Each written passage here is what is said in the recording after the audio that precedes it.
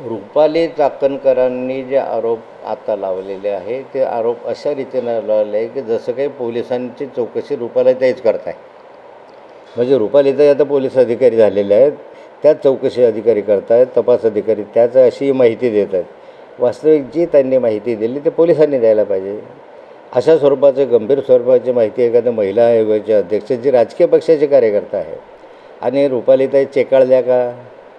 कारण रुपालीताईची आणि रोहिणीताईची किती मैत्रीपूर्वक संबंध आहे हे तुम्हाला माहिती आहे आणि त्यामुळे रुपालीताई एवढं चेकाळून बोलत आहे. तर त्यांनी सत्य ते बोलावं, त्याच्याबद्दल लोमत असण्याचं कारणच नाही आहे. पण या संदर्भामध्ये मी जावयाचं समर्थन करणार नाही. माझी एवढीच मागणी आहे की पोलिसांनी याची चौकशी केल्यापेक्षा आता पोलीस करत आहेत. SIT कशाला करतात चौकशी? SIT तुमच्या अंडर आहे. तर केंद्र सरकारच्या अंडरची एखादी निष्पन्न संस्था म्हणजे CBI वगैरे सारख्यांना चौकशी करा. नाही लांबणारं प्रकरण जर असेल तर SIT नाही करू शकत या संदर्भामध्ये. त्यामुळे CBIकडे चौकशी करा. पण या संदर्भामध्ये पोलिसांनी सांगावं की या महिलेची तक्रार आली, या मुलीची तक्रार आली आणि ह्याच्यात आहे. ही आत्ता जी माहिती देत आहे हे प्रायव्हेट आहे, माझं प्रायव्हेट लाईफ आहे. या प्रायव्हेट लाईफमध्ये तुम्हाला बोलण्याचा अधिकार नाही आहे.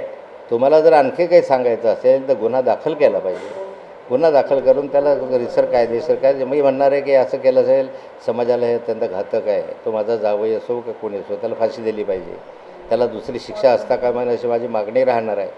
पण जे बदनाम करण्यासाठी जे सुरू असतं चित्राताईंच्या माध्यमातून जे आहे ते योग्य नाही आहे. पोलिसांनी उद्या पत्रकार परिषद घ्यावी.